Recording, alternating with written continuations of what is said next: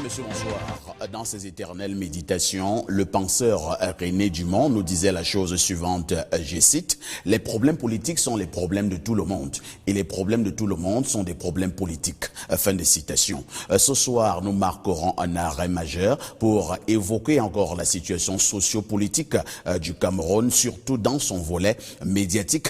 Quel regard posez-vous sur le rôle que jouent les médias au Cameroun en ce moment concernant justement l'actualité sociopolitique en République du Cameroun? Pour ce faire, ils seront acteurs de la société civile, ils seront internationalistes, ils seront grands enseignants d'université, ils seront avocats internationaux parce que voyez-vous, c'est du choc des idées que jaillira à coup sûr la vérité. Arrêt majeur tous les mercredis à partir de 21h. Nous accueillons le premier invité ce soir. Professeur Tabimanga, bonsoir. Bonsoir. Professeur Tabimanga n'est plus à présenter dans le monde de l'intelligentsia, ancien recteur de l'université de Yaoundé 1, mais également très charismatique recteur de l'université de Yaoundé 2. Merci professeur d'être là ce soir. Merci, je vous remercie également de cet honneur et cette amitié que vous me faites en m'invitant ce soir à participer à ce panel. Que fait le professeur Tabimanga depuis qu'il est sorti du circuit, entre guillemets, de l'université?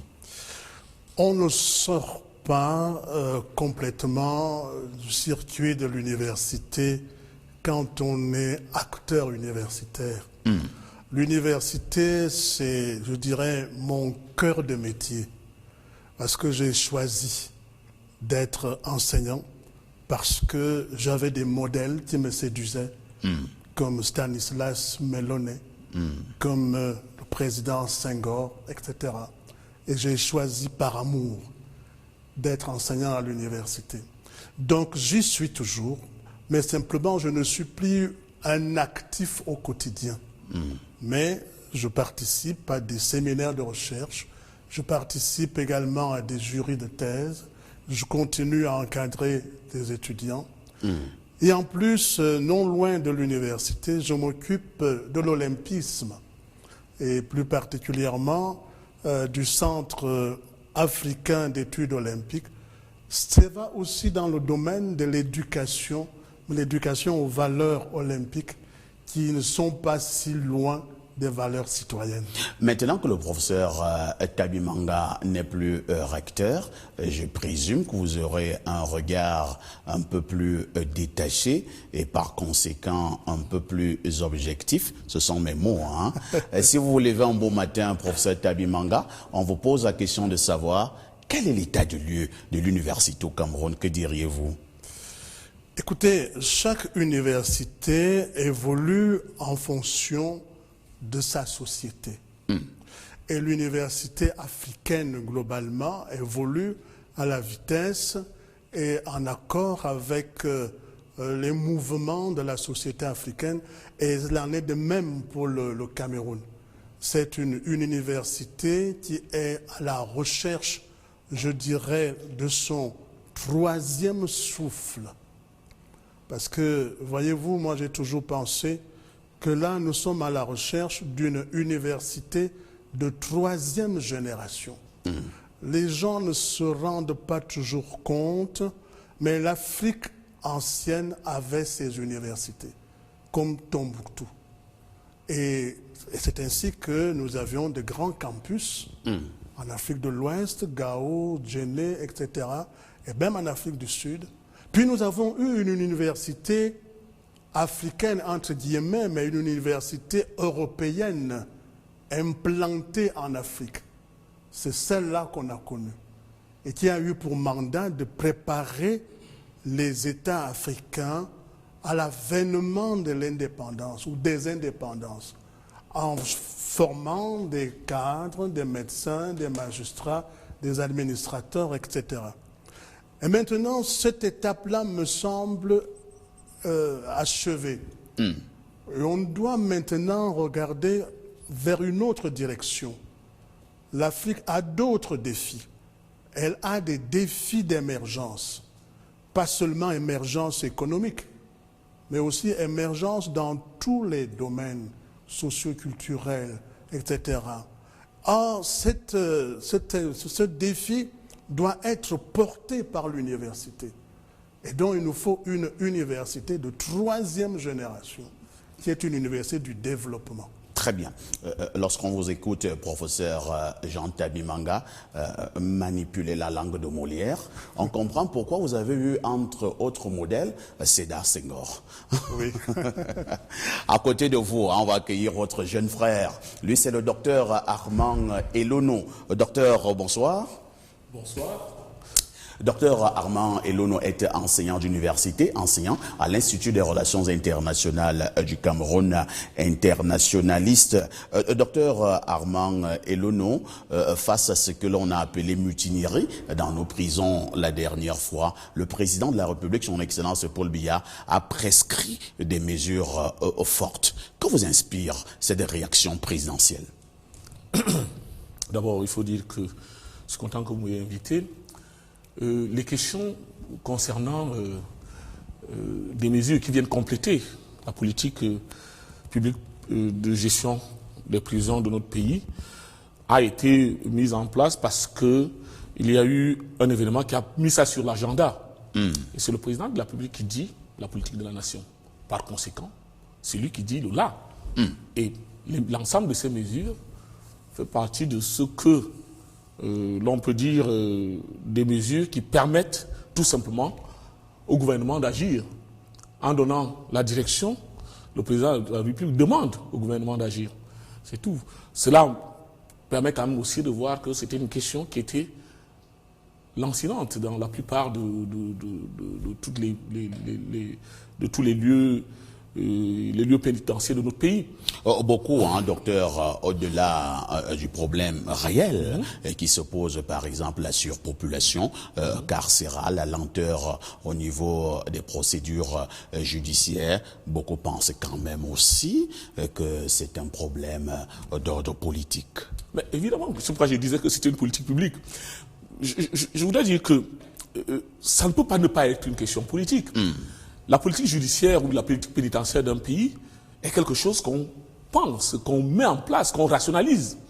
Les éléments de rationalisation commençaient à souffrir, étant donné que dans notre enfance, nous avons connu qu'il y avait plusieurs prisons, Mantoum, Toliré et tout ça. Yoko. Et puis Yoko. Et puis subitement, on s'est rendu compte que la polarisation, non pas seulement la polarisation, la centralisation des lieux de détention se sont retrouvés entre Yaoundé et Douala. Cela veut dire quoi? Cela veut dire que ce qui s'est passé aujourd'hui à Yaoundé peut se passer à Douala. Donc, ça veut dire qu'il y a eu temps qu'on prenne des mesures. Pas seulement des mesures, qu'on puisse revoir en fait toute la politique judiciaire de notre pays, notamment les éléments de sens que sont 1. La personnalisation de la peine, 2. Le fait que nous ne puissions pas l'individualisation de la peine, 3. Les lieux de détention, 4. Les modalités de prise en compte des peines alternatives. Voilà un ensemble de mesures, un ensemble de choses qu'il faille nécessairement regarder lorsqu'on va faire, aujourd'hui ou demain, envisager une rationalisation de la politique judiciaire et de la politique pénitentiaire de notre pays. Très bien, merci, docteur, d'être là ce soir. Accueillons également rapidement Maître Tchakam. Maître Tchakam, bonsoir. Bonsoir, Raphaël. Votre dernier passage sur Arrêt Majeur il y a quelques semaines avait particulièrement été apprécié par la classe des téléspectateurs. Ça me fait un plaisir et je dis bonsoir à ces téléspectateurs qui sont de milliers. Et naturellement, je fais un coucou à tous les avocats au barreau du Cameroun, ainsi qu'à l'international, et tous les acteurs judiciaires, ainsi qu'aux hommes des médias qui bossent tous les jours pour que la République soit debout. Maître, puisque vous faites une fleur aux avocats, j'avais déjà posé une question à un avocat, un éminent avocat. Il a été énervé par cette question. Je lui ai dit, Maître, en regardant un tout petit peu les avocats au Cameroun et probablement ailleurs, j'ai fait une classification. Il y a les avocats qui maîtrisent la règle de droit, mais il y a les avocats qui sont des amis des magistrats. Vous êtes d'accord? Dans toute société, il y a des brebis galeuses. les personnes qui observent les règlements et les lois et d'autres qui utilisent le contournement. On ne peut pas empêcher un individu qui n'a pas eu une bonne formation, qui n'a pas eu une bonne scolarisation, et sous le contrôle de monsieur le professeur Jean Tabi, on sait que dans les universités, il y a certains étudiants qui y vont juste pour obtenir le diplôme. Ils ne vont pas pour acquérir la connaissance. La connaissance qui est le pont entre le monde sombre et le monde intellectuel, le monde de la vie de la concurrence. Donc, il est tout à fait normal qu'au barreau, qu'on retrouve ce type d'avocat qui, au moment où on fréquentait à l'université, où on grabachait très dur pour apprendre nos codes et nos lois, ces derniers passaient le temps à danser dans les boîtes de nuit. Et par la suite, aller acheter les notes. Cela est connu de la grande population.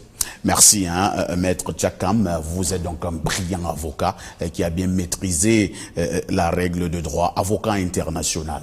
À côté de vous, on accueille Eric Achille encore. Eric, bonsoir. Bonsoir à vous, parfait. Bonsoir à vous, nombreux téléspectateurs. Merci de m'inviter ce soir. Eric Achille encore est également doctorant, mais surtout observateur de la scène politique. Eric Achille encore, le premier ministre chef du gouvernement, Dr John Wouté, s'est rendu ce jour du côté de Batinga. Il est question de voir un peu plus clair sur l'approvisionnement en eau potable dans la ville de Yaoundé et ses environs. Les garanties ont été données. C'est une bonne nouvelle que bientôt l'eau coulera à flot à Yaoundé et ses environs. Disons que c'est une très bonne nouvelle. Vous savez autant que moi que, comme on le dit si bien, l'eau c'est la vie. Mais mauvaise eau c'est la mort. Certainement. Mais malheureusement, l'accès à l'eau reste un réel problème dans notre communauté, dans notre environnement. Je pense pour ma part que c'est un véritable pas qui va certainement participer, n'est-ce pas, à booster la production de l'eau, l'amélioration de la qualité de l'eau. C'est vrai, la ville de Yaoundé est une ville qui grandit au quotidien. La population est énorme et pouvoir servir l'eau à toutes ces populations-là n'est pas une chose évidente. Mais c'est salutaire et on s'attend effectivement à ce que cela ne reste pas comme comment je vais dire cela, c'est-à-dire il faut que ce soit pratique et que ce soit palpable, parce que le citoyen lambda n'a par moment pas besoin de discours.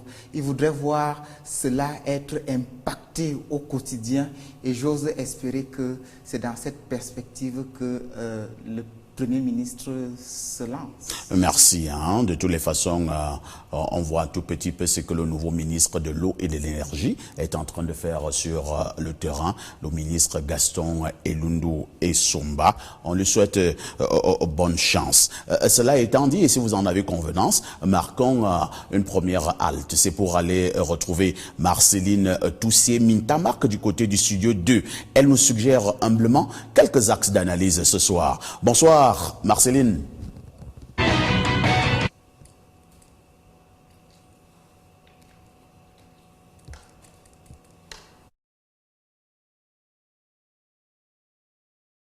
Toussier pour le studio 2 ce soir. Oui, Marceline est bel et bien là. Bonsoir Marceline. Bonsoir à tous les panélistes.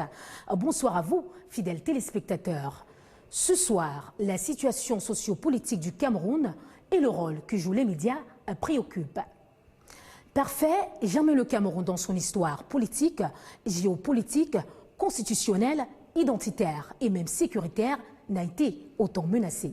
Le pays fait face à plusieurs fronts, Boko Haram dans sa partie septentrionale, la crise centrafricaine qui affecte la région de l'Est et la situation au nord-ouest et au sud-ouest qui ne cesse de s'empirer. Réputé pour son hospitalité légendaire, havre de paix et du bien vivre, le Cameroun, mieux toutes les composantes de la nation camerounaise, se doivent de préserver ses acquis. Parmi ces composantes figurent en bonne place les médias. Parfait, nul besoin de te rappeler, ainsi qu'à tes invités, les fonctions essentielles des médias que sont divertir, éduquer et surtout informer. Cependant, on le sait, le monde nous parle, et l'Afrique en particulier, notamment le cas du Rwanda où les médias ont joué un rôle capitalisateur du génocide rwandais. Au Cameroun, il ne se passe une semaine sans que les médias ne fassent écho, mieux ausculter la situation sociopolitique du Cameroun. Fort de ce constat, les préoccupations sont les suivantes. Les médias camerounais sont-ils conscients de leur rôle sociologique? Les journalistes ont-ils conscience de leur rôle au sein de la société? Les médias camerounais sont-ils conscients de l'impact mieux du rôle qu'ils jouent dans l'histoire du Cameroun? Doit-on conclure que le développement du Cameroun passe nécessairement par l'assainissement des médias qui, on le sait, sont souvent à la solde des hommes politiques? Voilà parfait quelques axes d'analyse que je vous suggère à vous et à vos chers panélistes. Il ne me reste plus qu'à vous souhaiter un excellent débat sur la télé africaine. Merci à la très étincelante Marceline Toussy pour ces quelques axes d'analyse qu'elle nous suggère humblement ce soir. Professeur Jean Tabi Manga, première préoccupation, quel est le regard général que vous jetez sur la presse camerounaise quant au traitement qui est fait de l'information concernant justement la situation sociopolitique de l'heure au Cameroun? Le regard est contrasté. Il est contrasté parce que les médias jouent divers rôles en fonction de ce que je peux appeler leur sensibilité ou leur ligne éditoriale. Je n'ai pas souvent la chance de me rendre compte que tous les médias, aujourd'hui en action dans notre cité, dans notre pays, ont conscience du rôle important, très important, qu'ils sont appelés à jouer au moment où l'Afrique globalement et le Cameroun en particulier sont lancés dans une trajectoire d'émergence. C'est pourquoi j'ai toujours, à titre personnel, eu beaucoup de respect envers les gens des médias. Parce qu'il y a comme une sorte de sacralité dans leur travail. On dit qu'ils sont appelés à informer, à divertir, mais il y a plus que cela. À travers l'information, je mets d'abord au centre des préoccupations la formation, l'éducation. Le journaliste ou l'homme de médias en général est l'enseignant au quotidien, l'enseignant de l'immédiateté. Parce qu'en fait, le professeur à l'université donne un savoir, mais qui n'est pas toujours le savoir en constitution, mais un savoir déjà constitué qui fait partie de l'héritage culturel de l'humanité. Tandis que l'homme des médias, lui, il doit forger au quotidien un savoir que l'opinion doit consommer. Et j'ai fait une expérience, permettez-moi de le dire en quelques secondes. Allez-y, professeur. Un jour, j'ai vu des gens agglutinés devant un kiosque. Ben moi aussi, je me suis fondu parmi ces lecteurs. Et j'ai pu observer que dans notre pays, à peu près même, je pense, peut-être 80% probablement, des Camerounais ne lisent que ce qui est écrit dans la presse. L'image est tout à fait frappante, mais l'image n'imprime pas les consciences. Or, vous savez donc, monsieur Parfait, ici, qu'il y a comme une sorte de fétichisation du journal quand vous voyez ce monde devant un mur de presse et qu'ils lisent. Pour eux, ce qu'ils lisent est la vérité. Ils n'ont pas la culture qui leur permet d'être distants par rapport à ce qu'ils lisent et par rapport à l'événement qui est évoqué. Donc, pour ces gens-là, il n'y a qu'une seule référence culturelle, c'est ce qu'ils lisent. Vous comprenez donc pourquoi je dis que les médias ont un rôle très important. C'est un magistère. Mais par rapport à ce qui se passe aujourd'hui, par rapport à la diversité des tons, à la diversité aussi, je dirais, des capacités à comprendre, à analyser, à expliquer, à dérouler les événements que nous vivons, je n'ai pas le sentiment que tous ont la pleine conscience de ce rôle. Nous vivons en ce moment aussi des temps très compliqués. Ces temps très compliqués, jamais on n'a vu un pays comme le nôtre aujourd'hui en proie à tant de crises. Nous vivons des temps crisiques. Et ces temps crisiques sont tels que l'État-nation est en quelque sorte menacé dans son existence. Bien sûr, on me dira, parfait, on me dira que non, mais est-ce que c'est naturel, puisque ça fait partie aujourd'hui des discours presque nihilistes de la post-modernité qui permet aujourd'hui de détruire tout ce que les rationalités ont construit, c'est-à-dire l'État-nation. Très bien. Merci, professeur. On y reviendra sans doute de long en large encore sur certains volets de votre intervention. Docteur Elono, le professeur Tabi Manga parle d'un rôle très important de médias. Il parle même d'un magistère. Lorsque vous regardez effectivement ces médias au Cameroun dans un contexte comme le nôtre, avez-vous l'impression que les médias ont véritablement la pleine mesure, justement, de leur importance?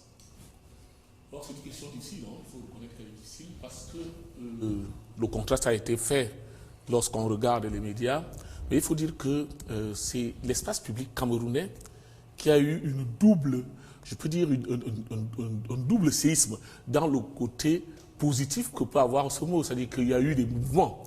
Il y a eu un mouvement dans l'espace public de la production médiatique pluraliste, à partir des années 90. Donc ça, c'est quelque chose qu'il faut nécessairement féliciter. Cette production a fait que le peuple camerounais, et donc les Camerounais, ont de quoi lire. La presse est multiple, elle est plurale et plurielle. Donc, démocratiquement, il y a eu une avancée. En même temps, permettez que je le dise, il y a eu une focalisation de la réflexion qui a fait à ce qu'on peut assister aussi à un rétrécissement de cet espace public lorsque celui-ci entre dans le choix ou bien la qualité de ces médias. Et je dois dire que ces deux moments tombent à pic en cet instant précis où, du point de vue historique, l'État camerounais est en train de passer un cap historique remarquable parce qu'il subit des contraintes qui sont propres à la vie politique, à sa vie politique, donc à la vie des politiques, donc des personnes qui font la politique. L'État du Cameroun subit aussi une autre contrainte, celle de son histoire et l'histoire des peuples qui lui sont proches, qui, par assaut, veulent arriver à produire une autre violence que celle légitime de cet État. Ça, c'est le deuxième point. Le troisième point, c'est que l'État du Cameroun subit des changements qui sont naturels à tous les États modernes. Et vous voyez donc que celui qui doit raconter cette histoire à l'instant, c'est le journaliste. D'ailleurs, il faut savoir que la relation que le journaliste avec l'histoire et raconter l'histoire est très forte. Il faut lire les articles de Raymond Aron lorsqu'il commençait à écrire au Figaro sur la question de la place de la philosophie, la place de l'histoire, la place du journaliste dans la philosophie de l'action dans les États modernes. Donc, je voudrais dire que le journaliste camerounais, aujourd'hui, se trouve à l'intérieur de tous ces mouvements et son positionnement, qu'il soit intellectuel ou politique, dépend aussi de la manière dont il sera formé. De la manière dont il sera formé. Un jour, je me suis permis de penser qu'on pouvait rêver. C'est la raison pour laquelle j'ai mis en place un master que le professeur connaît. Le master s'appelle Communication et Action Publique Internationale, qui a été un master qui existe à l'IRIC. Pourquoi? Parce que j'essayais de montrer que nous ne pouvons pas, c'est-à-dire les médias, les hommes des médias, ne peuvent pas raconter une autre histoire que l'histoire du Cameroun, à l'intérieur du flot de cette histoire qui est en train de se dérouler immédiatement.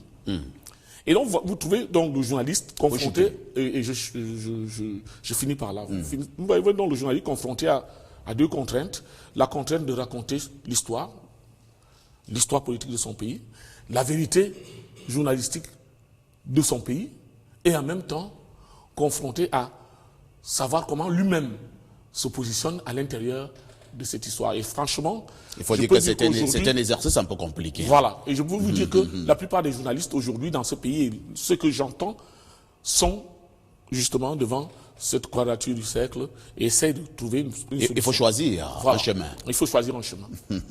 Avant de choisir un chemin, j'ai la nette impression, Eric Achelnko, que pour l'instant, lorsque nous observons un peu les titres qui paraissent au niveau du Cameroun, on a deux courants en termes de traitement. Je vais mettre les guillemets. Une presse républicaine et une presse qui semble légitimer ce qui se passe. Vous avez le même sentiment?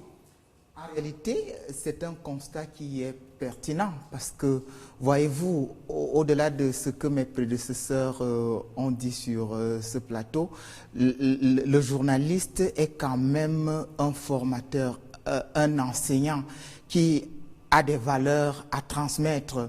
Et ces valeurs sont à la fois culturelles et républicaines. Ça, c'est important. Mais on se retrouve aussi dans un contexte où on a l'impression que, au-delà même, n'est-ce pas, du fonctionnement de la presse, il y a une espèce de mafia qui s'impose. La mafia? Oui, en réalité, pourquoi la mafia? Parce que, voyez-vous, et c'est certainement légitime, parce que vous avez la presse privée qui a besoin de financement pour pouvoir produire. Pour pouvoir justement arriver à ses fins, il faut trouver des partenaires, il faut trouver d'autres hommes politiques qui accompagnent cette presse au quotidien. Donc, c'est vrai, la presse privée est subventionnée, mais c'est une subvention qui n'est pas très loin je le dis de manière relative. Donc, en réalité, on se retrouve donc... Au Cameroun, on ne parle pas de subvention, il parle de l'aide publique à la communication privée. On constatera également que l'expression en elle-même est déjà péjorative, l'aide. Oui. 200 millions. Ça, c'est vrai. Mais ce que je voudrais dire ici est que le fait que la presse ait envie de survivre, d'exister, l'amène par moments à prendre des positions qui ne sont forcément pas des positions républicaines, qui ne sont forcément pas des positions qui visent à construire le système actuel qui a quand même une histoire et qui est en train de se positionner pour un avenir collectif, c'est-à-dire pour l'ensemble des Camerounais. Voyez-vous donc, cette espèce de mafia fait en sorte que les gens se retrouvent en train de faire des titres par moments pompeux, mais qui ne visent pas à construire, n'est-ce pas, la République, mais qui par moments vise à déstabiliser une catégorie de personnes. C'est à ce niveau que vous allez voir certains titres qui visent même à insulter les personnalités de la République, à insulter les individus. Et on a donc la nette impression qu'il y a des gens tapis à l'ombre qui financent une catégorie de la presse contre des individus. Mais est-ce que ce financement permet au final de faire exister les institutions? Est-ce que cette manière de traiter l'information permet à ceux qui lisent la presse ou même à ceux qui écoutent les journalistes de pouvoir tirer des valeurs républicaines, des valeurs sociales qui permettent à l'ensemble des Camerounais et même à l'État du Cameroun de pouvoir rester debout et d'avancer? C'est à ce niveau que la problématique naît. Mais malheureusement, pour chuter, ça s'explique et ça se comprend. Il y a une catégorie, et même au sein de cette presse-là, vous allez vous rendre compte que ceux qui travaillent dans ces organes de presse, enfin moi en tant que journaliste, ils ne sont même pas assurés à la CNPS, ils ne sont même pas, ils n'ont pas la subsistance minimale qu'il faut pour eux de pouvoir travailler dans des conditions. Vous voulez disserter là sur la précarité de certains hommes de médias. Tout à fait, la précarité fait donc en sorte que on se retrouve en train de chercher le gombo par moment au détriment de la construction des valeurs qui nous sont chères, c'est-à-dire relever les valeurs républicaines et les institutions de la République. Merci Eric Achielenka. Maître Tchakam, question simple. Quel devra être le rôle de la presse en temps de crise? Je voudrais déjà dire, c'est une très belle thématique choisie. Le contexte socio-politique s'y prétend. Les médias constitue ce qu'on appelle le quatrième pouvoir. Quelqu'un te dira même que ça peut être un contre-pouvoir. C'est un véritable contre-pouvoir. Au-delà du pouvoir exécutif, judiciaire et législatif, les médias ont un rôle essentiel dans la société. Pour preuve, en République du Cameroun, les médias sont consacrés par toute une loi. C'est la loi 1990/052 du 19 décembre 1990 qui traite de la liberté de la communication sociale au Cameroun. La communication sociale au Cameroun est libre. C'est-à-dire que les organes de presse, audiovisuels, radiodiffusion et autres, ont cette obligation par l'article 47 de la loi précitée de 1990 de traiter l'information en temps de crise avec 1. Objectivité, 2. Responsabilité. Qu'entend-on par objectivité? L'objectivité veut simplement dire qu'on ne doit pas être partial lorsqu'on recherche l'information, lorsqu'on traite l'information qui est destinée à la consommation du public. On doit demeurer objectif, c'est-à-dire, dans un second plan, traiter et donner à la population la vraie information. Maintenant, en ce qui concerne la responsabilité dans le traitement et la recherche de l'information, c'est que d'un, si vous avez l'occasion d'avoir la primaire dans une information et que vous constatez en tant que membre de médias qu'il s'agit d'une information choquante, prenez la peine en sous-titrage. Attention aux âmes sensibles, parce que l'image sera choquante. Ne présentez pas les scènes de guerre, les scènes de sang, les scènes de violence, les scènes d'injures dans la presse publique, dans la presse privée, dans les télévisions nationales. En temps de crise, le rôle des médias est essentiellement celui de la consolidation de la paix. Et je m'en vais là interroger notre devise du Cameroun. Paix, travail, patrie. Parfait à ici. avec vos collègues des médias, vous devez cultiver la paix pendant cette crise que traverse le Cameroun. Une crise, comme le professeur l'a dit, fait tergiverser l'État dans son essence. Vous devez cultiver la patrie. On parle de sécession au jour d'aujourd'hui. Il est question de rappeler et de ramener ces sécessionnistes à la raison. Le vivre ensemble est parti où? C'est le rôle des médias. Rappeler aux uns et aux autres que nous formons un seul Cameroun et rien qu'un seul Cameroun. Il n'y a pas de Cameroun anglophone, il n'y a pas de Cameroun francophone. Nous sommes pupilles des Nations Unies, des exemples uniques dans le monde avec le Canada. C'est extraordinaire. On dit que le Cameroun, c'est une Afrique en miniature. Je ne fais pas extension, je dis que le Cameroun, c'est le monde en miniature. C'est la raison pour laquelle vous avez vu, au plus profond de la crise anglophone, quand certains États ont pensé qu'on pouvait voter des résolutions contre le Cameroun, d'autres au Conseil de sécurité ont dit niet, notamment la Russie et la Chine. Il faudrait que les médias, comme le disait l'un des copanalistes, que les médias ne soient pas instrumentalisés, que les médias traitent l'information avec objectivité, avec impartialité, et surtout être responsable des actes qu'ils posent. Parce que si le sang continue à couler, alors que les journalistes et les médias, qui sont le miroir de la société, qui reflètent les maux de la société, qui donnent la possibilité à la société de se rattraper, même quand il y a eu erreur.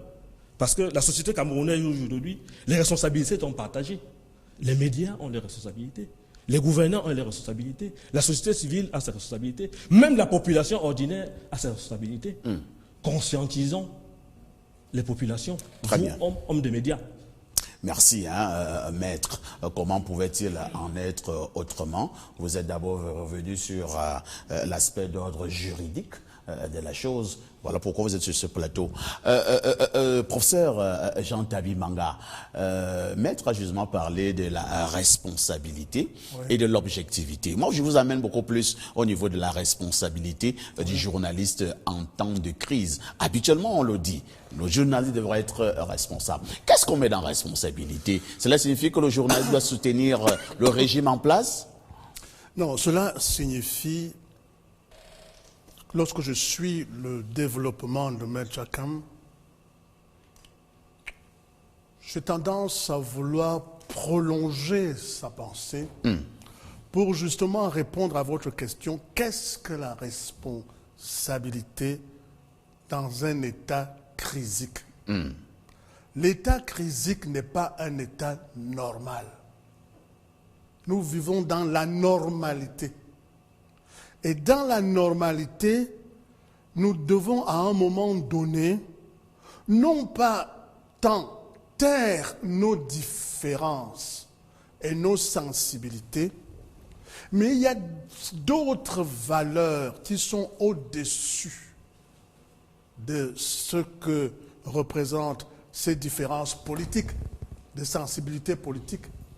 Parfois, ici, c'est ce que je pourrais nommer à la suite de certains le bien commun. Le bien commun. Qu'est-ce que le bien commun au Cameroun aujourd'hui? Maître l'a dit, c'est d'abord la paix. Et la paix, et nous voyons le chef de l'État, je peux me permettre de le citer, dans un de ses discours aux Nations Unies, dans une étrange humiliation, pas humiliation, humilité. Qui dit, ça m'a beaucoup frappé, nous sommes tous des mendiants de la paix. Vous voyez, ça montre très bien que au-dessus de son propre parti, au-dessus des partis des autres, de l'opposition, il y a d'autres valeurs au-dessus. C'est d'abord ce bien commun, c'est la paix. Et ce bien commun, c'est la paix, on permet à notre État-nation de vivre juridiquement, comme Maître l'a bien souligné, dans un territoire donné, se donnant une réglementation, des normes, même si elles ne sont pas tout à fait satisfaisantes pour tout le monde, mais elles sont toujours en situation d'être revues pour mieux progresser. Il y a le respect de l'État-nation. Il y a dans la nation, il y a la patrie, il a bien dit, c'est-à-dire en fait être le patriote.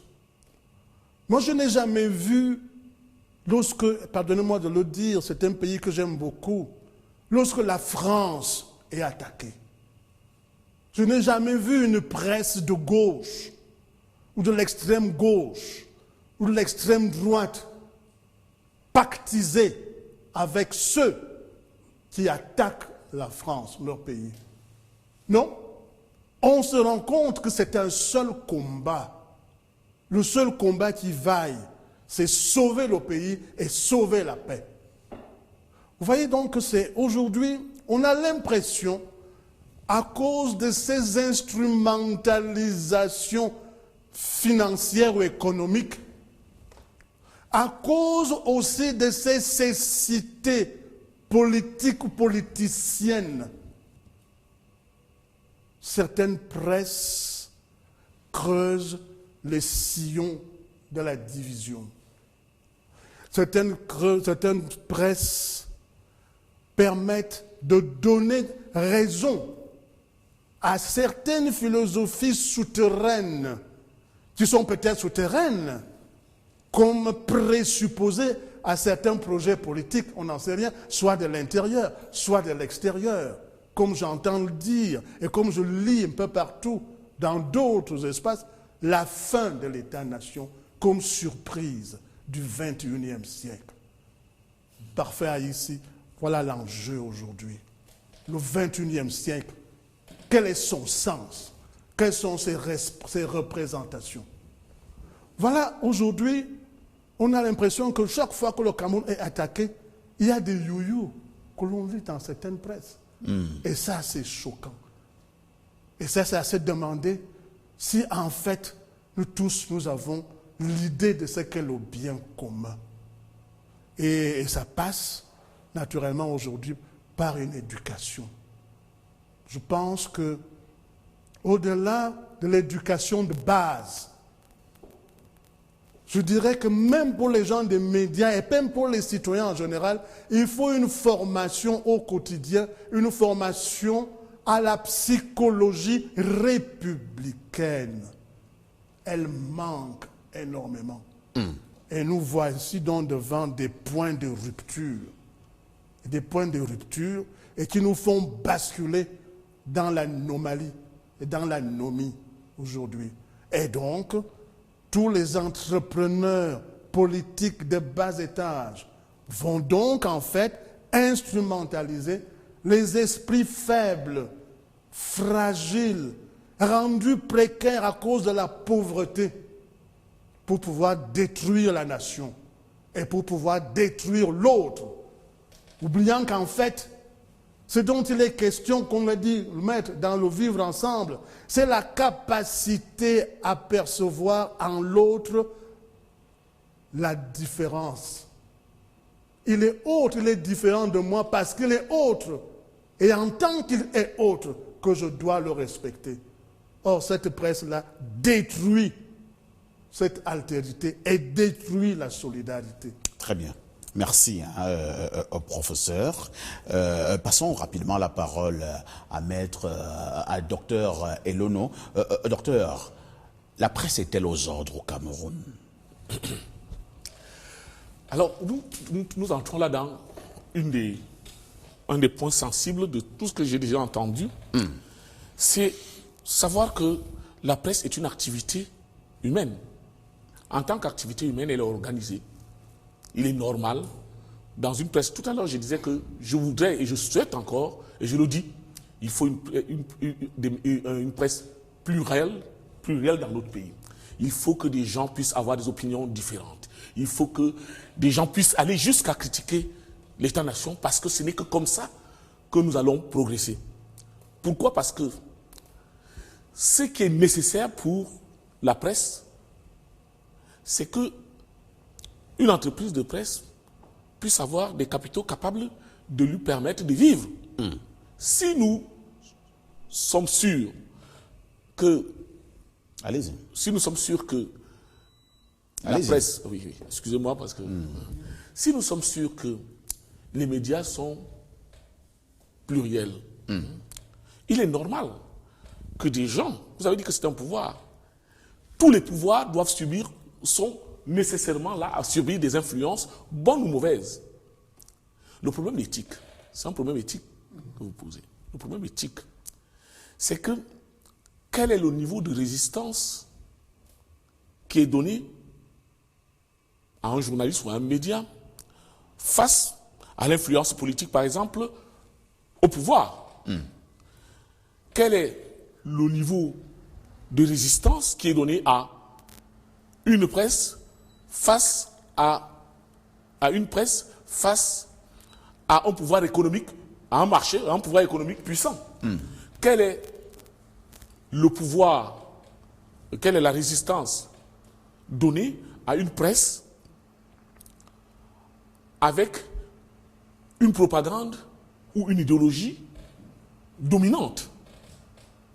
Les éléments de réponse à ces trois questions, pour moi, voilà les grandes pistes pour savoir si la pièce est aux ordres. La presse est aux ordres, je peux vous dire, partout dans le monde. Si vous voulez qu'on en parle, on peut en parler. Ça me rappelle une petite histoire. Un grand journaliste américain, lors de la guerre du Vietnam, à CBS, était, je crois qu'il s'appelle Romkin, était républicain. Il disait, il faut aller taper au Vietnam, il faut aller taper au Vietnam. Et puis subitement, par un, je ne sais pas quel hasard, il s'est retrouvé au Vietnam.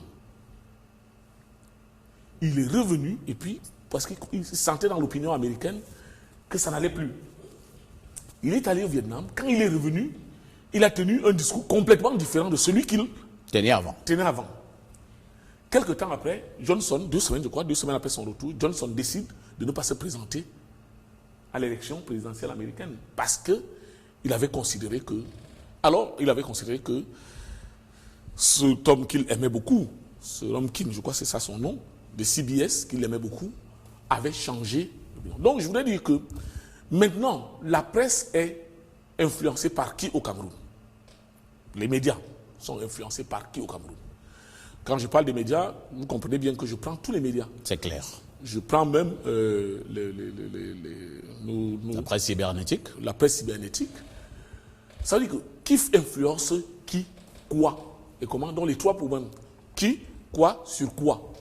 Pour dire quoi à qui? Et vous vous rendez compte que la presse est influencée par l'homme politique, ce qui est normal. Ce qui est normal. Pourquoi? Parce que c'est par la presse que l'homme politique parle aux autres. Par conséquent, s'il peut avoir le contrôle de cet instrument, ce serait quelque chose de génial. Du pain béni. Je suis un cynique. Moi, quand je vais au raisonnement, je deviens cynique parce que je voudrais que mon raisonnement soit dur pour qu'on puisse se comprendre. Donc, ça veut dire que on profite de quoi? De quelle faille? Lorsque c'est l'homme politique, on profite de la faille que c'est un quatrième pouvoir et il faut avoir ce quatrième pouvoir pour pouvoir gérer les autres pouvoirs qui peuvent être des pouvoirs politiques, donc les pouvoirs d'opposition, ou les pouvoirs qui sont en position. Donc c'est normal. Moi je trouve que c'est tout à fait normal. Là où ça pose un problème dans tous les trois cas, c'est le problème de l'éthique. De l'éthique du politique, c'est-à-dire de l'homme politique, qui considère que dans le jeu de pouvoir, il voudrait avoir tout simplement raison, donc il faut que tous les médias puissent être d'accord avec lui. Non, je ne suis pas d'accord. Je ne peux pas être d'accord avec cette idée. Ce n'est pas ça que j'attends de mon pays.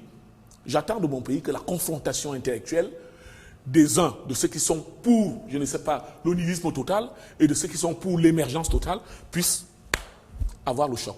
Je veux que mon pays soit un pays fort. Pour qu'il soit un pays fort, il faut que les gens soient... Donc c'est un problème éthique, d'abord que je voulais.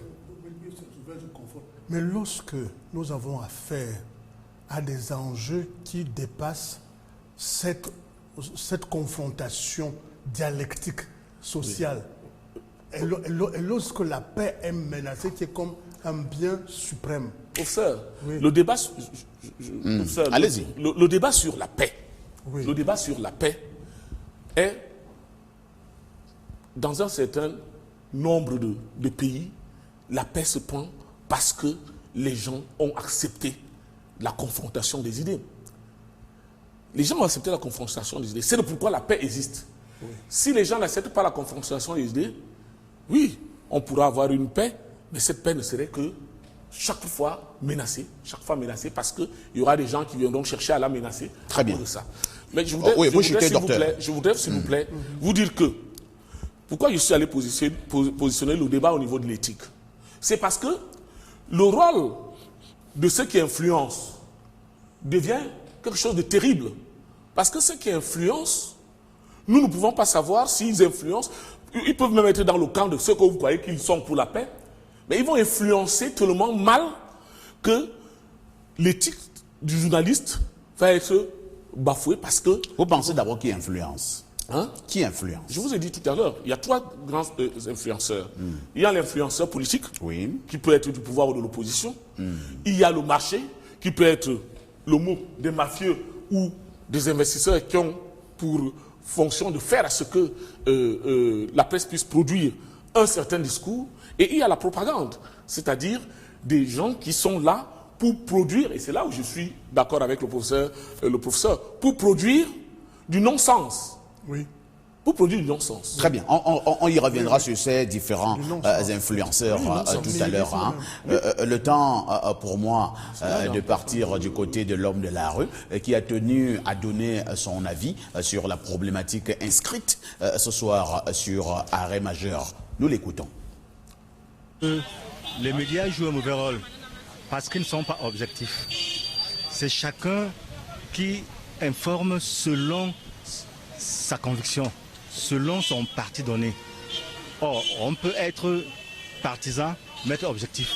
Par contre, aucun média ici chez nous n'est pas objectif. Tous racontent l'histoire par rapport à une personne donnée. Et aucun média ne s'occupe même de la société. Voilà. Le quatrième pouvoir, le rôle qui était assigné à ces médias n'est plus ce rôle joué aujourd'hui. Parce que nous constatons que dans certaines chaînes de télévision où la situation politique est analysée, nous trouvons les journalistes qui ont pour parti pris. Et ça ne relève pas du journalisme. Nous pensons que le journalisme devait être quelqu'un qui met à jour les faits et les analyse à froid et présente les choses. Mais nous voyons les journalistes qui prennent position. Nous ne savons pas si ces journalistes sont seulement là pour défendre peut-être leur appartenance à un parti politique, que ce soit de l'opposition ou bien du parti au pouvoir. Il y a quand même une partie des journalistes des médias qui donnent la bonne information, l'information réelle.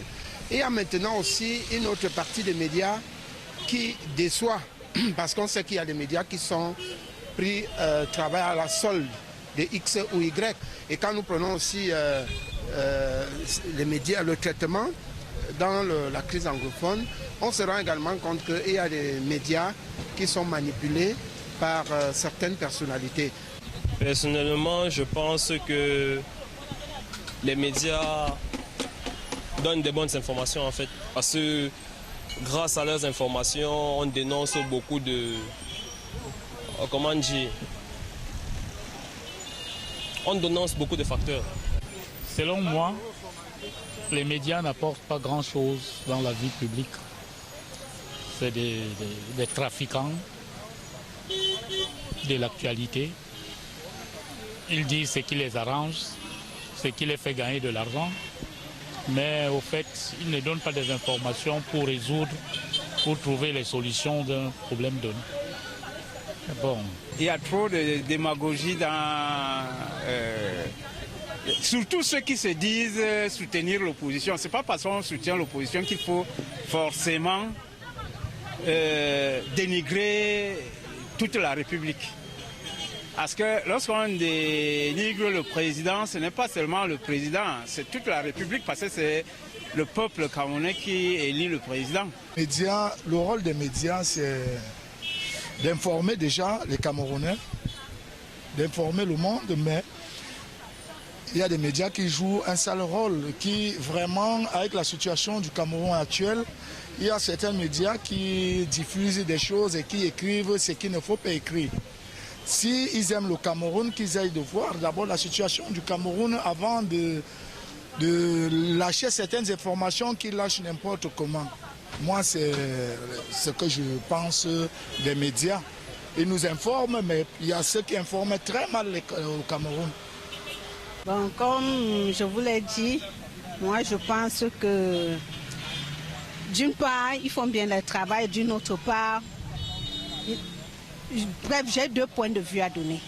Le premier point, c'est qu'ils nous informent de ce qui se passe dans notre pays au jour le jour. Et d'autre part, toute vérité n'est pas bonne à dire. C'est vrai, il y a des vérités qu'il faut dire, mais à force de le dire, ça finit par nous rattraper. Les médias jouent un grand rôle. Parce que moi, chaque matin, avant de sortir, je regarde Vision car Jean-Jacques Zé. Avec la revue de presse, je suis satisfaite. Oui, avant de passer au kiosque à journaux, je suis déjà édifiée. Donc, il y a, je peux dire quoi, les réseaux sociaux, je peux dire quoi, ne nous informent pas assez. Donc, avec les médias, on appelle ça les clubs, les dimanches, on dit quoi, les émissions. Oui, le club d'élite, dans toutes les chaînes, je peux dire quoi, nationaux, le dimanche. Vraiment, on a de l'information. Si en semaine, on n'a pas pu avoir le temps d'être informé, mais le dimanche. On a donc un tout petit peu écouté ce que certains Camerounais pensent des médias. Nous allons lire quelques messages avant de repasser la parole à nos différents panélistes ce soir. La presse qui est considérée comme quatrième pouvoir est mal utilisée. Les chaînes de télé sont pour les partis politiques.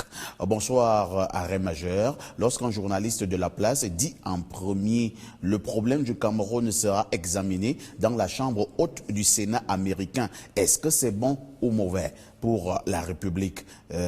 Merci, c'est signé Richard. Autre message, bonsoir à tous les panélistes.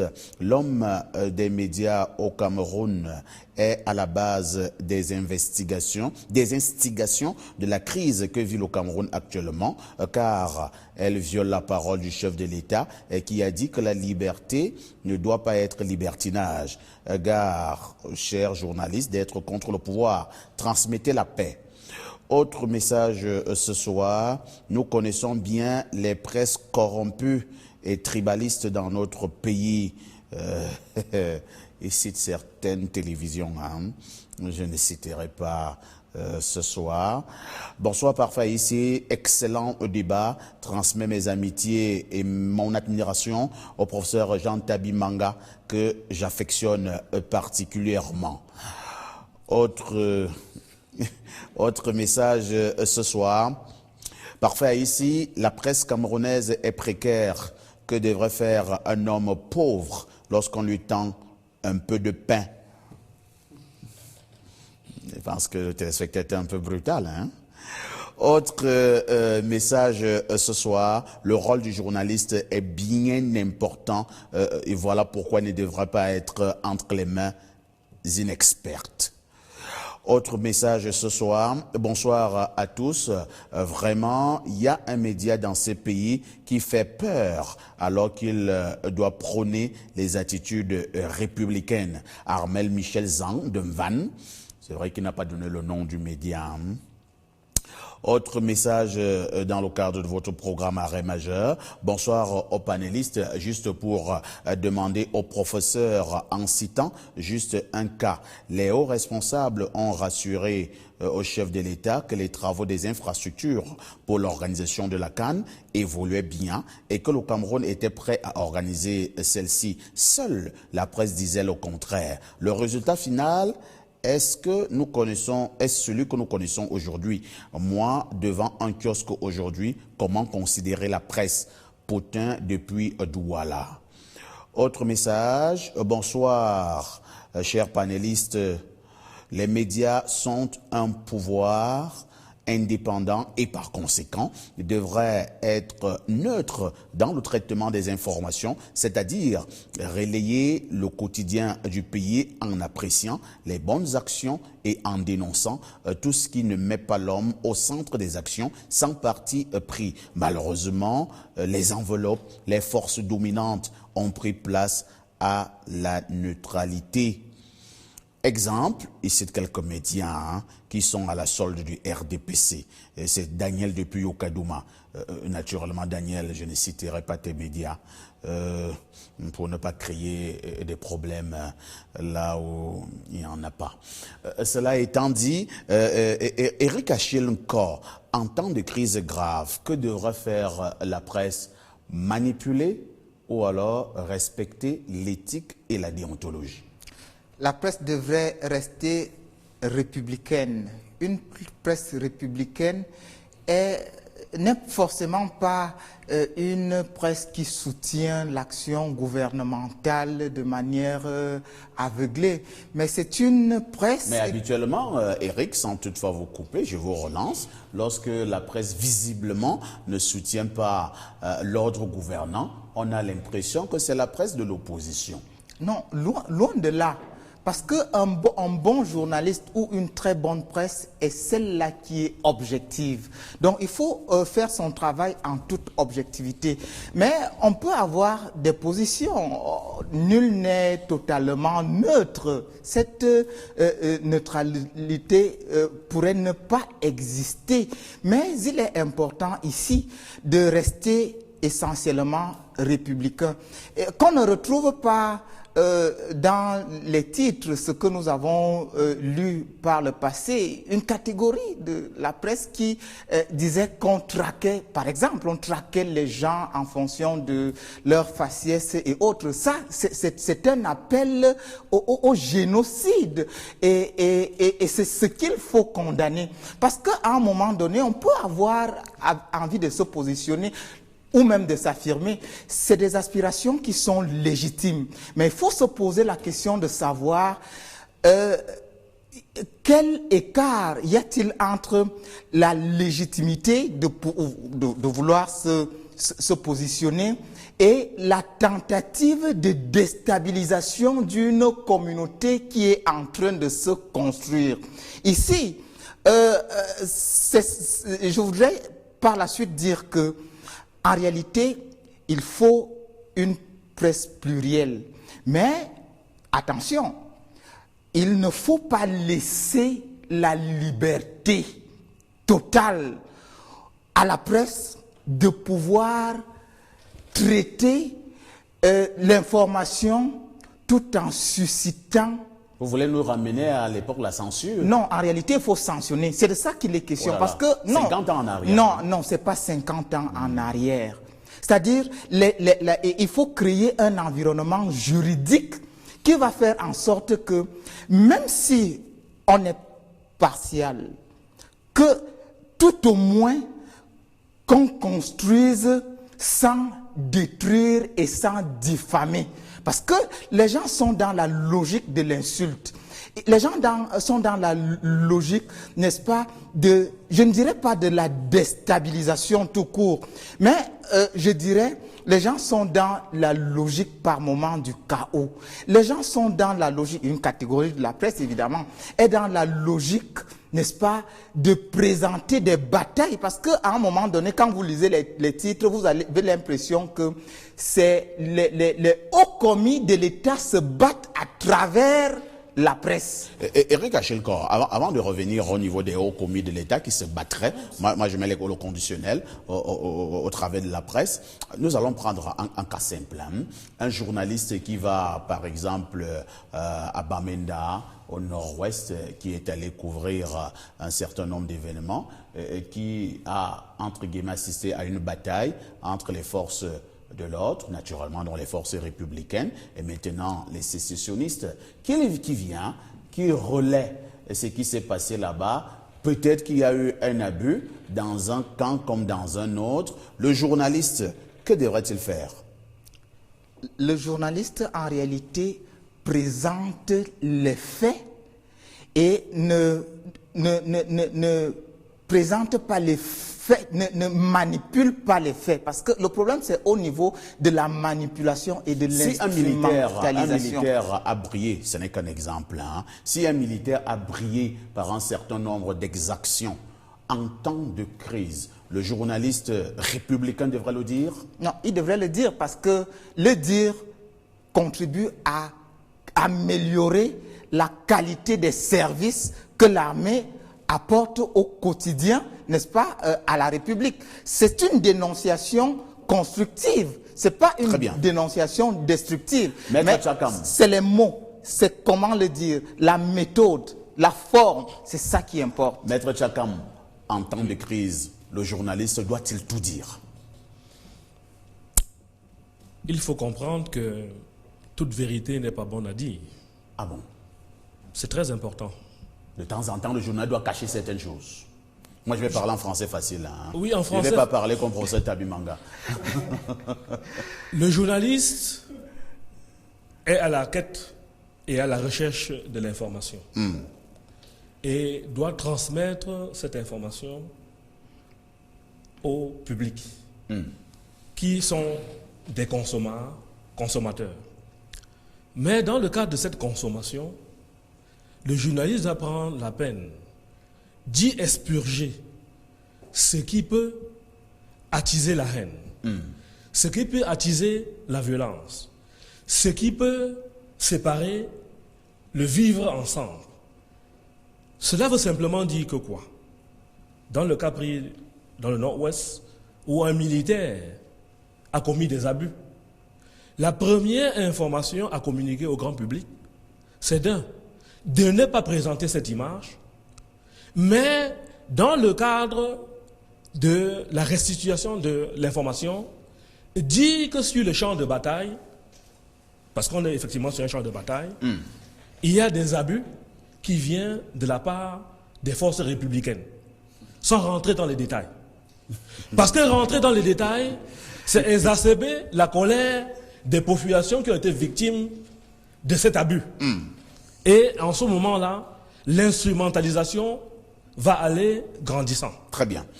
Professeur Jean Tabimanga, la même question, hein, je m'en voudrais si vous ne dissertiez pas sur cette question-là. Le journaliste en temps de crise doit-il tout dire? J'ai le sentiment que le journaliste en tout temps doit tout dire. Il doit tout dire, mais tout est, et là je reprends un peu en écho à la pensée de M. Nko, tout est dans la manière de le dire.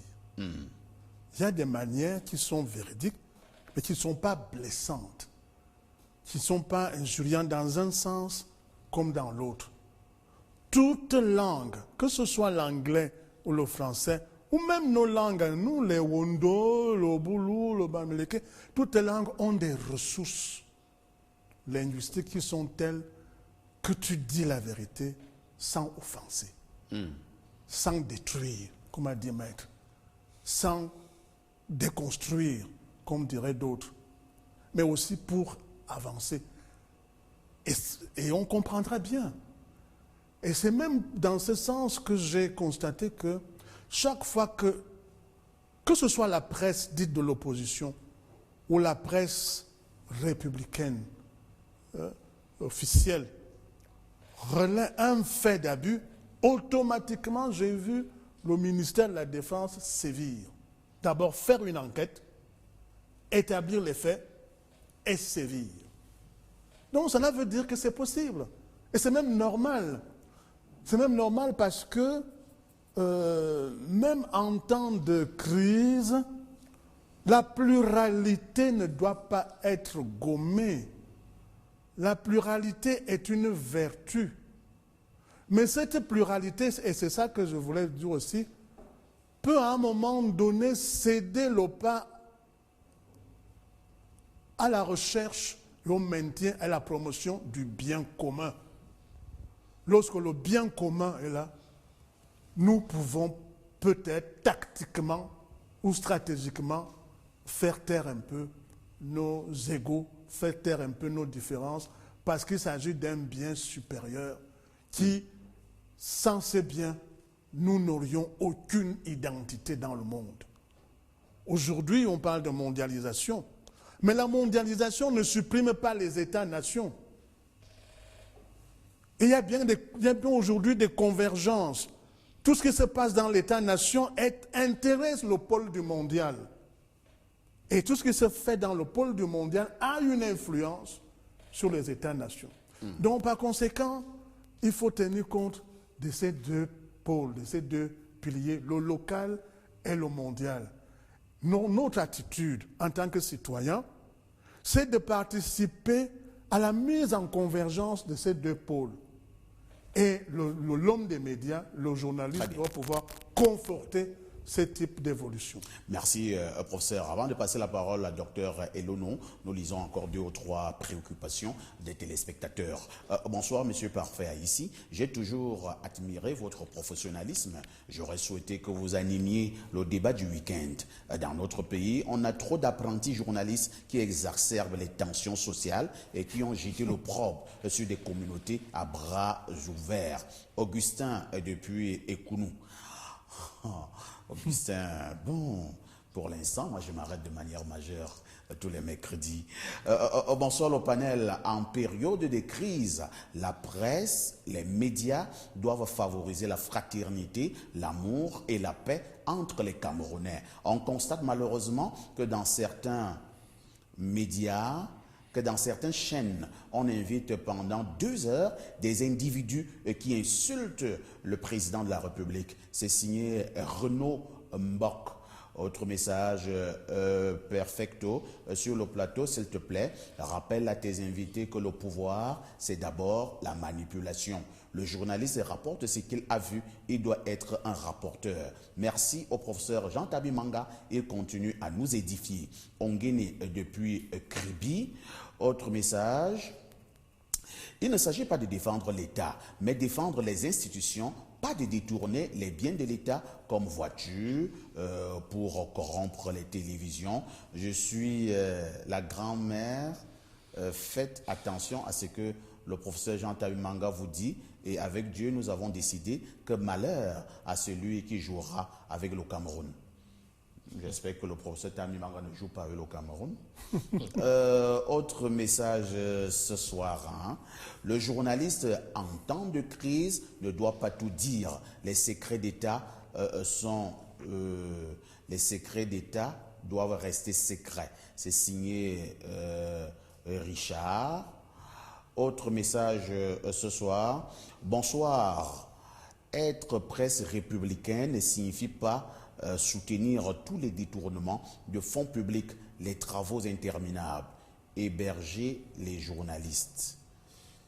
Je ne sais pas qui héberge les journalistes. Hein. D'accord. Docteur Elono, on parlait tout à l'heure également d'une presse depuis un certain temps qui s'est donnée pour le devoir, entre guillemets, de ternir l'image de certaines hautes personnalités. Qu'est-ce qui peut expliquer cet acharnement à l'endroit de certaines hautes personnalités depuis un certain temps, acharnement venant principalement de la presse? Alors, justement, il y a là quelque chose que je voudrais qu'il soit débattu. C'est comme il y a l'officio du magistrat ou du juge, il y a l'officio du journaliste. C'est-à-dire, comment être, qu'est-ce que c'est que être, en fait, qu'est-ce que être journaliste? Parce que tout ce que nous disons là pose un problème, étant donné qu'il y a 2 problèmes à l'intérieur de ce problème. C'est qu'aujourd'hui, tout le monde est journaliste. Dommage. Non, mais tout le monde est journaliste. Ça veut dire que même nous, là, nous prenons nos images. Tout à l'heure, quelqu'un disait qu'il faut que, voilà, que le journaliste a filmé des choses étonnantes et il vient, il ne dit pas, alors qu'il y a quelqu'un qui avait sa caméra aussi, qui a filmé les mêmes choses et qui les met sur entre-temps, la presse cybernétique. Est-ce que vous voyez Docteur Elono, lorsque vous parliez de qui est journaliste, ou bien tout le monde peut être journaliste, est-ce que l'ordre gouvernant lui-même n'a pas entretenu et continue d'entretenir ce flou dans la définition du journaliste? Parce qu'au Cameroun, je pense que nous sommes le seul État au monde qui a 3 définitions de journaliste. Bon, voilà. C'est comme si, dans un État, on a 3 définitions de médecin, on a 3 définitions d'avocat. Je voulais que cette question de l'officio du journaliste puisse être mise en perspective. C'est déjà fait, vous venez de le faire. La deuxième chose que je voudrais dire, c'est que il faut reconnaître que la sociologie du journalisme a montré que souvent, et c'est en cela qu'il est le 4e pouvoir sur le plan romanesque de l'affaire, il est le 4e pouvoir parce que justement il est un pouvoir qui vient lorsque tous les pouvoirs se sont exprimés ou ont fait semblant de s'exprimer. Il est un pouvoir qui vient dire ce que les autres ont voulu cacher. Et ça, c'est un côté romanesque non négligeable. Vous savez, tout le monde ici voulait être journaliste. Vous vous souvenez, quand on était petit, on voulait être, on avait nos idoles que je ne vais pas citer ici, mais que je peux même citer, mais non, je ne vais pas les citer pour ne pas faire de jaloux. Ça dépend de toi. Pour ne pas faire de jaloux. Mais une chose est sûre, c'est que lorsque on voyait le journal de Éric Tchingé, le journal de Charles Ngongo,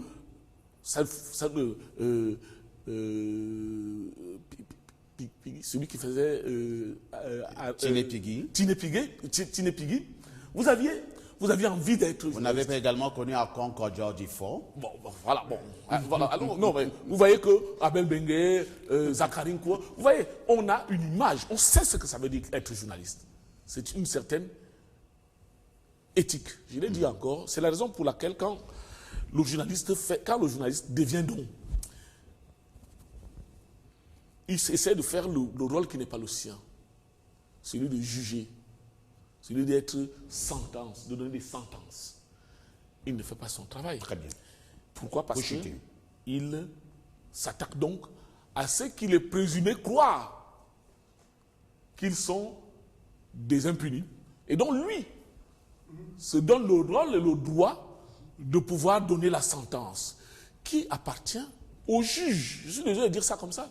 Quel qu'il soit, même s'il est le plus mauvais juge du monde, celui qui doit qualifier et qui doit dire ça, ce n'est pas bon à l'intérieur de la République, c'est le juge. Donc vous voyez donc que quand ce journaliste, dont le nom n'est pas journaliste, il devrait s'appeler Dieu, il devrait s'appeler Satan, il devrait s'appeler qui? Pour montrer qu'il est à une dimension qui n'est plus la dimension humaine. Ce sont ces journalistes-là, je mets les guillemets maintenant quand je prononce ce mot, ce sont ces journalistes-là qui s'attaquent aux individus. Aux individus. Parce que moi j'ai toujours une nuance. Un lanceur d'alerte qui dit faites attention, notre société ne va pas bien, il faut qu'on la change parce que nous avons pris des mauvaises manières, n'est pas la même personne pour moi, ne fait pas le métier d'un pseudo-journaliste qui dit Elon a volé 150 milliards, Elon est un abruti, vous voyez, il est différent de celui qui, dans une institution, il y a des choses qui se passent et qui... Donc, ce que je veux dire, c'est que l'officier du juge a une éthique de responsabilité. Cette éthique de responsabilité existe. Nous savons ce que c'est que c'était. Tous les Camerounais, d'ailleurs, je tiens à dire que tous les Camerounais connaissent les bons journalistes. Ah bon? Ah oui. Je vous dis, vous savez, ce pays est étrange parce que son peuple est intelligent. L'intelligence des peuples est quelque chose d'étonnant, mon cher Parfait ici. Et cette intelligence fait qu'on se connaît tous dans ce pays. Vous pouvez tricher ou faire semblant de tricher aujourd'hui, demain. On saura vous dire que non, mais vous êtes un tricheur. On sait que c'est un tricheur et vous savez qu'on sait, non? Que tel est tricheur ou tel est pas tricheur. Donc, franchement, la question de celui qui est bon journaliste, comme nous avons 3 définitions du journalisme, mais dedans, il y a la bonne. Et cette bonne, c'est dans les faits. Et l'histoire est là. Rappelons rapidement que lors des derniers états généraux de la communication, on nous a dit que est journaliste 1, celui qui a été formé dans une école de journalisme, qui a obtenu un diplôme et qui exerce. Est journaliste 2, celui qui tire l'essentiel de ses revenus de la pratique journalistique. Est journaliste 3, celui qui, par ses capacités intellectuelles, a passé quelques années dans un organe de presse et commence préférence à exercer. Voilà les 3 définitions de journalistes au Cameroun. Alors, laissons les définitions des journalistes et Eric Achille-Nkor pour revenir à ce que j'appellerais ici le militantisme journalistique. C'est-à-dire que sur certains plateaux de télévision ou de radio, on a la nette impression que beaucoup d'entre nous, nous sommes devenus des militants. C'est ça aussi le rôle du journaliste? Oui, en réalité, avoir des aspirations ou avoir des positions pourrait être légitime, comme je l'ai dit, parce que on ne saurait totalement être neutre. Même ceux qui disent être neutre prennent souvent des positions qui par moments sont aussi neutres. Donc, le plus important en réalité parfait ici, c'est de rester républicain. Pouvoir défendre une position tout en utilisant les éléments, les arguments, la méthode, le discours approprié, les mots qu'il faut. C'est de ça qu'il est question. Mais malheureusement, le problème pourrait se poser quand on voudrait subsister, c'est-à-dire on se bat pour survivre. Et dans un tel contexte, on devient un peu, on ouvre la porte à ceux-là qui se battent au travers de notre travail au quotidien. C'est pour ça que vous voyez, à un moment donné, ce que le docteur disait si bien précédemment, c'est-à-dire on voit des gens qui se battent, des titres pompeux, tels aux portes de Kondengui. Est-ce que vous avez les arguments qui vous montrent que cette personne est aux portes de Kondengui? Où est le conditionnel? Vous semblez parler avec certitude. C'est cette catégorie de... Il y a d'autres titres. Hein. La semaine prochaine, toute la vérité sur la gabégie de l'université de Yaoundé 2. On ne dit pas encore, mais on dit ça sortira la semaine prochaine. Voilà. Donc, vous comprenez que ils sont un peu, on est dans une position ou une posture qui voudrait faire peur, comme on dit au quartier, faire le CCA. Que le concerné revienne très rapide. C'est un petit chantage, en fait, qui permet de nourrir son homme. Oui, c'est un chantage. Mais pourquoi est-ce que à un moment donné, les gens se battent à travers la presse? Parce que de un, la presse est un pouvoir. Maintenant, vous vous rendrez compte que c'est à la veille des remaniements ministériels que on retrouve une catégorie de titres dans la presse. Et qui disparaissent après le remaniement. Et qui disparaissent après le remaniement. C'est une presse qui voudrait positionner ses hommes. Et ça, c'est légitime parce que en réalité, on ne saurait se dissocier des éléments sociaux, des individus même de la société. On est liés, il y a des affinités entre les hommes. Ça, c'est tout à fait normal. Mais il faut rester républicain, il faut rester méthodique, il faut tenir le discours qu'il faut, il faut utiliser les mots qu'il faut pour permettre à la République de rester debout. Parce que la République, elle appartient à qui? On doit rester dans la République et non dans la République. En réalité, la presse, la République n'appartient ni à la presse de gauche, ni à la presse de droite. Elle n'appartient ni à Y, ni à Z. La République nous appartient. Très bien, c'est compris. Hein. Maître Tchakam, vous êtes un avocat. Ce sera une question qui vous sied, j'en suis persuadé.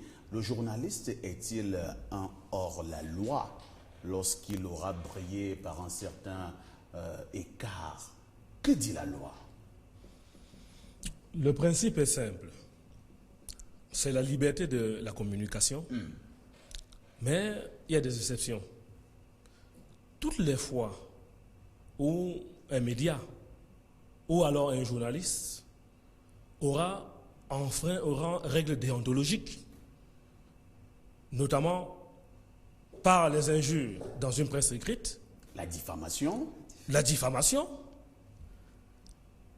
propagation des fausses nouvelles, le législateur est sans pitié. Pour ce qui est de la diffamation des articles 305 du Code pénal, le législateur sanctionne fortement. Il frappe.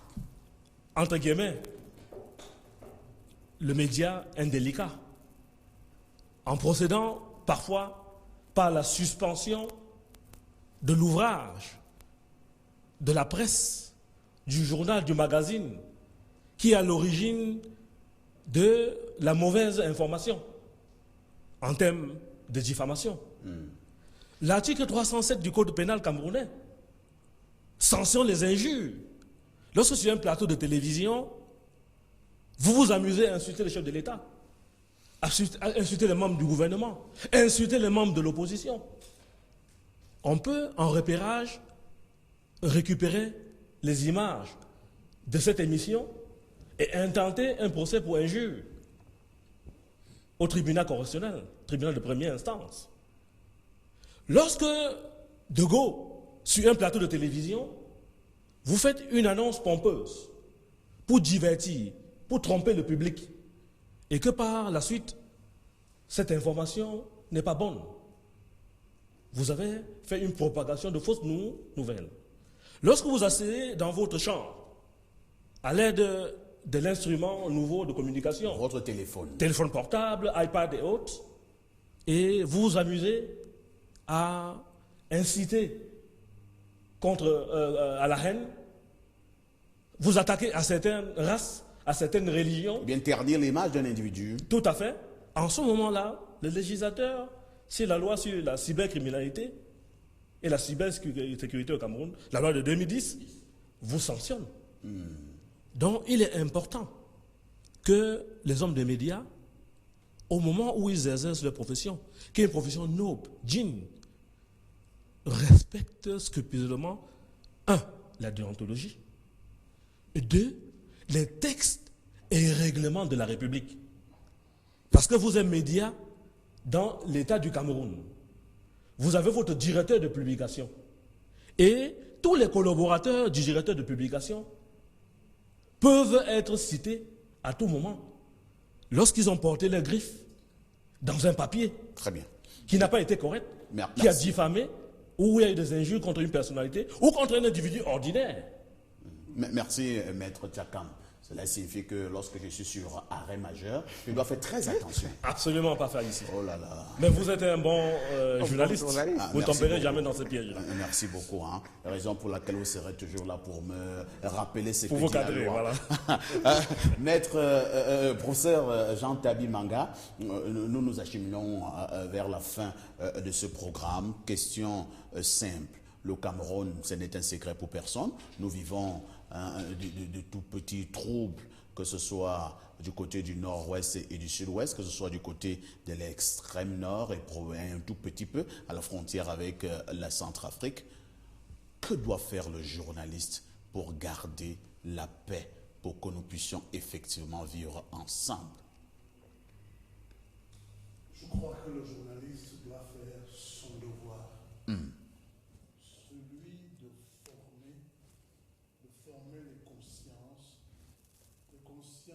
À des fins patriotiques, à des fins justes, à travers l'information qu'il traite et qu'il donne. Nous n'avons pas besoin d'une information monocorde. Nous avons besoin d'une information plurielle. Cette information plurielle permet de sauver la vérité, parce que c'est la vérité qui nous rend libres. Et sauver la vérité, c'est aussi sauver et promouvoir ce que nous avons de plus cher, c'est le bien commun. Je crois qu'effectivement, que quel que soit le temps, et particulièrement en temps de crise, c'est l'un des premiers devoirs du journaliste. Mais également aussi de sauver tout ce qui doit entretenir le vivre ensemble. Le vivre ensemble a besoin des liens. Le vivre ensemble a besoin des liens. Il ne peut pas y avoir des liens sans lien. Un lien, c'est quelque chose qui doit souder. Et ça soude parce que, en face, nous respectons l'autre. Très bien. Nous ne cherchons pas à retrouver en l'autre notre propre image. Merci. Merci, professeur Tabi Manga. C'est par ces mots que nous allons entendre mettre un terme à ce programme. Le vivre ensemble a besoin des liens. Le vivre ensemble a besoin des liens. J'aurais aussi retenu un état crisique c'est du professeur Tabi Manga. On dira merci à Maître Tchakam, avocat international qui était là ce soir pour nous éclairer concernant le code dans notre pays. Merci à Eric Achille, encore doctorant, mais également observateur de la scène politique au Cameroun. Infiniment merci au docteur Armand Elono, enseignant d'université, politologue internationaliste, enseignant à l'Institut des relations internationales du Cameroun. Infiniment merci à tout ce que nous avons comme intelligentsia au Cameroun, le professeur Jean Tabi Manga, professeur hors échelle des universités. Infiniment merci. C'est un modèle, c'est un symbole pour ce qui est de l'intelligentsia au Cameroun. Ne ratez surtout pas la rediffusion de ce programme. Ce sera samedi à partir de 11h. Mercredi prochain, 21h, nous nous arrêterons une fois de plus de manière majeure. Restez sur Vision 4.